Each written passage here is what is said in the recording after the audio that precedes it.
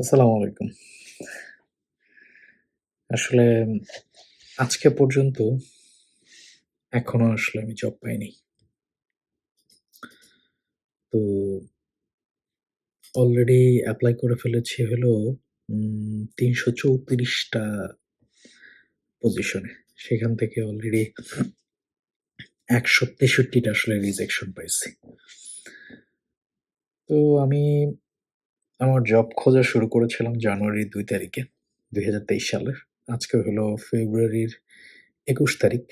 উম আসলে আমাদের বাংলাদেশের জন্য খুব ইম্পোর্টেন্ট ২১শে ফেব্রুয়ারি। এই জিনিসটা আসলে আমরা কখনো ভুলতে পারি না। কিন্তু তার চেয়ে বেশি প্যারা আমার এক জিনিস আমার পার্সোনাল লাইফে যে আসলে আমি জব পাচ্ছি না। যেই ২ টা ৩ টা জায়গায় ইন্টারভিউ দিয়েছিলাম, মানে সুযোগ হয়েছিল, ওরা একটা সুযোগ দিয়েছিল, সেই জায়গা থেকেও না করে দিয়েছে। তো একটা জায়গায় মোটামুটি খুব বেশি আশাবাদী ছিলাম। কারণ আমার ইন্টারভিউটা খুব পজিটিভ ছিল।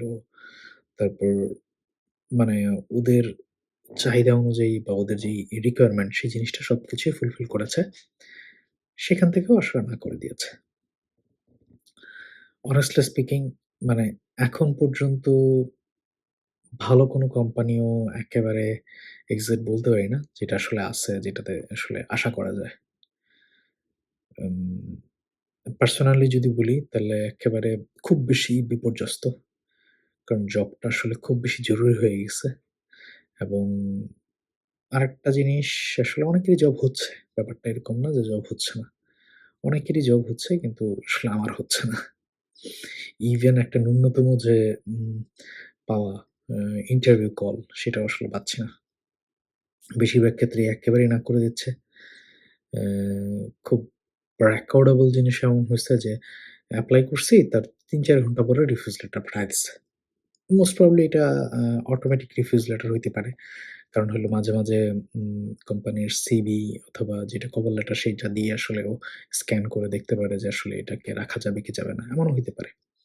কিন্তু যদিও আসলে আমি এরকম মানে কোম্পানির যে সফটওয়্যার যে ব্রেক করা সেটার জন্য মনে করি মোটামুটি আমি একটা প্রিপারেশন নিয়েছি। সো একেবারে এমন হইতে পারে না যে সে সফটওয়্যার দিয়ে আসলে ইয়ে করে দিবে। কি যেন? রিজেকশন করে দিবে। যাই হোক আজকে পর্যন্ত আসলে জব পাই নাই এবং আমি স্টিল জানি না এই ভিডিওগুলো কবে অ্যা আপলোড হবে।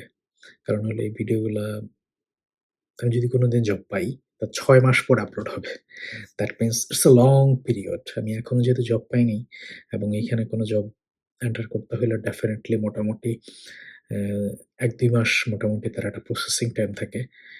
বিভিন্ন ধরনের ইন্টারভিউ থাকে, তারপর ওদের সিলেকশন থাকে, সেকেন্ড ইন্টারভিউ থাকে। তারপরে একটা কনট্যাক্ট সাইন থাকে। তো একেবারে বলা যায় ১ বছরের আগে এই ভিডিও আপলোড হচ্ছে না একেবারে ন্যূনতম। এই মুহূর্তে যে আপনাদের কাছে জিজ্ঞেস করব যে আমার জন্য দোয়া করবেন, সেটার আসলে কোনো ওয়ে নাই। মানে যদি ভিডিওটা আপনারা দেখে থাকেন, দ্যাট মিনস আল্লাহর রহমতে আমি একটা জব পেয়ে গেছি। আর যদি না দেখে থাকেন তাহলে তো আসলে কোনো মানে সেই জিনিসটা না দেখা থাকলে এটা কোনো আসলে এটা কোনো ফিডব্যাক বা কোনো কথাই নেই। যাই হোক, মোটামুটি এর মাঝখানে আমি আসলে অনেকগুলো ভিডিও করেছি। তো আজকে আরেকটা ভিডিও হয়েছে। দেখা যাক, আমি রিপোর্ট দেওয়ার চেষ্টা করব।